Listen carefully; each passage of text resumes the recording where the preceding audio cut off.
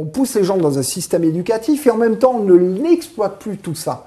Donc, à un moment donné, il va falloir remettre les choses à l'heure et remettre des politiques RH qui soient en adéquation avec les besoins de cette nouvelle génération. A fortiori, si vous permettez, parce que la nouvelle génération a un niveau de sensibilité à la souffrance qui est totalement différent.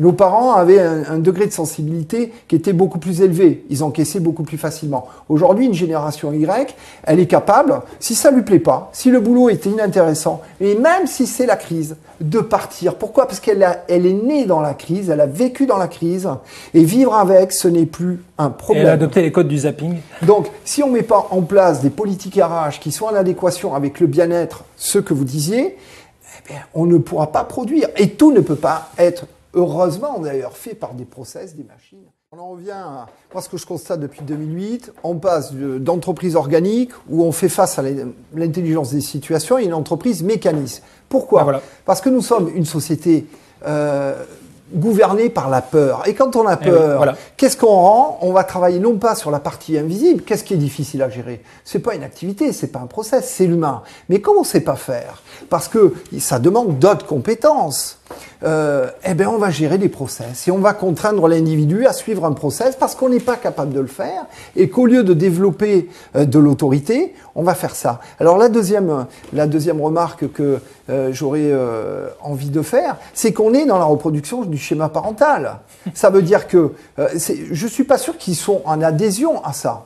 Avec les process, tout simplement. C'est quand vous avez peur, vous rationalisez votre activité et vous faites comme ça. Et la deuxième, c'est qu'aujourd'hui, dans les écoles, on forme beaucoup de gestionnaires et très très peu d'entrepreneurs. Et je crois que mon interlocuteur ici pourra vous le dire, c'est qu'aujourd'hui, on a des gens qui, dans les périodes de crise, pensent uniquement à réduire les budgets, à faire des plans directeurs, plutôt qu'à créer de la richesse et de la valeur ajoutée. Eh bien ça, c'est pas pareil, parce que d'un côté, vous rédivisez l'emploi, de l'autre, vous créez du projet, vous partez des idées. Alors bien entendu, on doit faire attention à ce qu'on dépense, mais pour autant, on doit dépenser pour investir, innover et gérer de l'incertitude pour en faire un avantage concurrentiel, ce qu'on ne fait pas. Je vais vous faire plaisir. Je suis désolé, Victor, je reprends la parole pour dire que... Alors moi, je suis désolé, je suis un vilain HEC, j'ai fait HEC. Voilà, par le cursus standard. Le sujet que j'ai choisi en fin d'année, parce que j'ai créé une entreprise pendant que j'y étais, c'était « Apprend-on à entreprendre ?»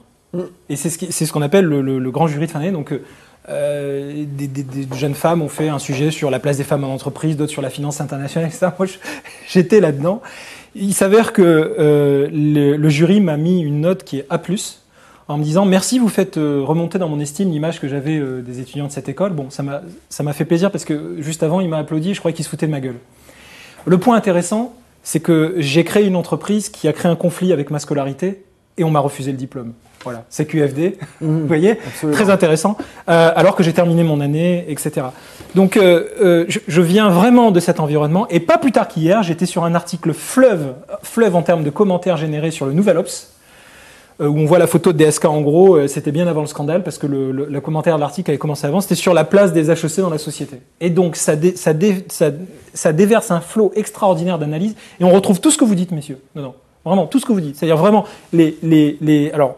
Mais pas ce qu'on n'a pas dit encore. Voilà, et pas ce qu'on a, évidemment, puisqu'on est au début de la série. Mais ce qui est très intéressant, c'est que les commentateurs les plus stimulants, j'ai trouvé dans cette page, sont ceux qui nous alertaient sur cette désincarnation du management, qui est procédurale. Et effectivement, vous mettez le doigt, par contre, sur quelque chose de plus profond, qui sont ces peurs cachées, qui poussent finalement ces fameux cadres à devenir, disons le mot, moi je le dis avec mes mots et j'en suis désolé, peut-être trop violent, mais qui les poussent à devenir lâches. Non, ce sont des mutants.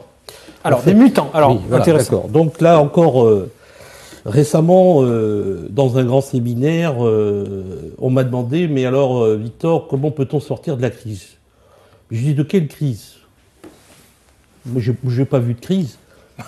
Parce que sortir d'une crise, ça veut dire... On est dans je ne veux pas utiliser des gros mots, mais on est dans une situation qui vraiment quelque chose qui nous salit, qui vraiment. Mais on sait se laver, on sait se nettoyer, et on sait remettre une chemise, un costume, et on ressort. Mais là, on n'est même plus là-dedans, parce qu'on est dans une situation dont on ne connaît pas la façon dont on va sortir. Donc on n'est pas dans une crise, on est dans une transformation. Je peux me permettre d'insérer une petite parenthèse utile. Crisis en grec, c'est décision.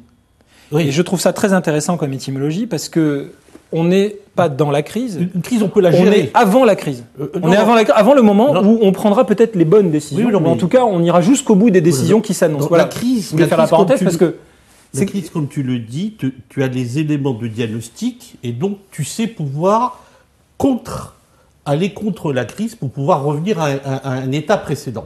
C'est ça une crise. Or là, c'est plus du tout là. Nous sommes dans une transformation de civilisation. Nous sommes dans un processus d'effondrement de valeurs et d'effondrement socio-économique parce qu'on est parti sur des axes de développement qui ont atteint leurs limites. La productivité, le consumérisme, à fond. Sans tenir compte de l'humain et de la durée. Donc les gens dont tu as parlé, que tu as rencontrés hier, tu les as présentés comme comment tu as dit ça, des lâches. Non, ce sont des mutants. En fait, cette génération, Jean-Paul appelle les Y, je ferai un petit commentaire, cette génération qui est née, disons, en 80, si tu veux, elle a commencé à prendre conscience avec un choc terrible qui est donc un système qui a pris le pas sur un autre. Il y a la faillite du socialisme et donc on a gagné, qui a gagné, c'est un capitalisme arrogant, un capitalisme financier, à contrario d'un bon capitalisme de développement, d'investissement long terme, comme on sait le faire encore beaucoup, notamment en Europe. Bien. Donc ce sont des mutants, ce sont des gens qui sont nés avec les processus, avec Internet, tu as affaire à des mutants. Donc, et là j'apporterai un petit bémol à ce que disait Jean-Paul tout à l'heure, c'est que il n'y a pas que les Y qui réagissent à ça. Aujourd'hui, toutes les classes d'âge, que ce soit des hommes ou des femmes, toutes les classes d'âge, tous les métiers, toutes les fonctions, à partir du moment où on est humain, on dit stop. Stop, parce qu'on ne sait pas faire. On ne sait pas faire, ça va trop vite, on ne sait pas pourquoi on doit aller dans ce changement. On ne voit que l'économique, mais il y a vraiment autre chose. Et donc, si vous voulez ma confiance et mon engagement, il faut faire autrement. En fait, ce que je dis simplement, cette montée de la performance, elle est venue par le fait qu'il n'y a pas de contrepartie à un système ultralibéral. Et la nature a horreur du vide. Donc on s'est dit, on est bien installé, la loi des marchés, on veut de la performance et du court terme.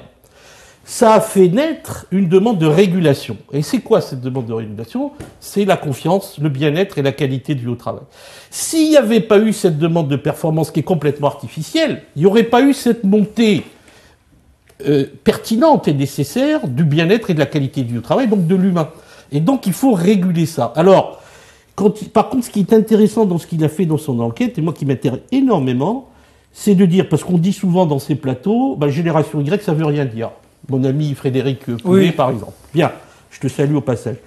Mais là, Jean-Paul a donné un éclairage que moi je ne connaissais pas. Il a dit que la génération Y a un niveau de sensibilité à la souffrance qui est exacerbé. Ça, c'est un point que je trouve très intéressant. Parce qu'il est exogène au monde de l'organisation. C'est-à-dire qu'il est à la fois culturel, familial, éducatif. Il est, je dirais, biologique presque. Et alors, parce que c'est une réaction forte, je ne veux pas souffrir. Je ne veux pas souffrir. J'ai vu mon père souffrir à cause du travail, j'ai vu mon grand-père souffrir, mon oncle, mon voisin. Moi, je ne veux pas souffrir. Pour oui, le et puis travail. surtout, cette souffrance, si je peux me permettre de compléter, n'est pas justifiée pour lui. Alors, ça c'est vrai, mais je voulais dire aussi qu'elle n'est pas enfouie et qu'elle n'est pas gardée secrète, puisque l'hyperconnectivité est verbalisée et elle va se traduire dans un environnement grégaire. Elle se viralise très vite. Tu m'as donné et elle crée un effet d'enchaînement. Et elle crée un effet d'enchaînement. Tu m'as donné des réseaux sociaux, tu m'as donné la possibilité de m'exprimer, donc je diffuse très vite. Et ça, je trouve que c'est un point très intéressant, cet éclairage de la génération Y, qui, bien qu'elle soit mutante, elle arrive avec son originalité. Alors moi je propose parce que mais j'ai pas fini. Et oui mais non. Alors dernier. J'ai pas fini, tu feras les coups. Non mais ok, c'est passionnant, j'avoue, mais je sais que c'est passionnant. Je ne veux pas que tu empiètes trop. Invité. Oui, mais je ne veux pas que tu empiètes trop sur les autres épisodes. Mais non, mais on enrichit les autres épisodes forcément. Alors ce qu'a dit aussi très intéressant, et on est tout à fait en phase avec Jean-Paul, c'est que on ne travaille en fait, c'est la victoire du dénominateur sur le numérateur. Les financiers, c'est quoi? Les gestions, les mauvais, parce qu'il y en a de très bons. Les mauvais financiers, c'est quoi? C'est la victoire du dénominateur sur le numérateur. En fait, la performance opérationnelle, l'efficacité, c'est quoi? C'est le chiffre d'affaires sur les charges. Or, il est beaucoup plus facile de réduire les charges, le dénominateur, que de trouver des relais de croissance, des parts de marché et de l'innovation. Donc tous les problèmes dont on parle, c'est que ça. On délocalise pour réduire les coûts, on ne travaille que le dénominateur. Mais là, c'est du pain béni pour les financiers. Ils prennent aucun risque, il suffit de réduire le dénominateur. Mais comme les dépenses sont déjà là, et qu'on sait ce que c'est qu'une dépense, donc ils ont pris le pouvoir. Alors, chers internautes, pour décrypter ce que Victor nous dit, vous avez actuellement, vis-à-vis de cette vidéo, un slide.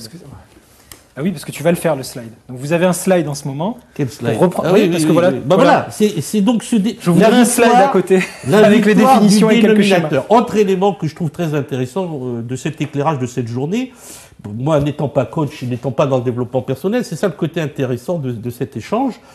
Jean-Paul a parlé de la peur, et je trouve que ça c'est un élément extraordinaire. Là, pour le coup, je suis obligé de te couper, Victor. Oui. Parce que ça va nous permettre d'enchaîner sur le prochain épisode. D'accord. Voilà. D'autant que nos amis internautes qui ont peut-être téléchargé cette vidéo en podcast ou la regardent en streaming, là, commencent un peu à fatiguer et se dire, je garde un épisode pour la semaine prochaine. Ne nous quittez pas, revenez, n'oubliez pas, en tout cas je le répète très souvent, que ces plateaux, cette ligne éditoriale, c'est à vous. Nous avons rencontré de cette manière-là Jean-Paul Lugan et d'ailleurs au départ aussi Victor Waknin. Proposez vos sujets, on approfondira. En tout cas, j'espère que cette série de 20 épisodes, cette première saison, eh bien, vous la suivrez parce qu'elle s'annonce passionnante. Merci messieurs pour ce premier pilote. À bientôt. Merci.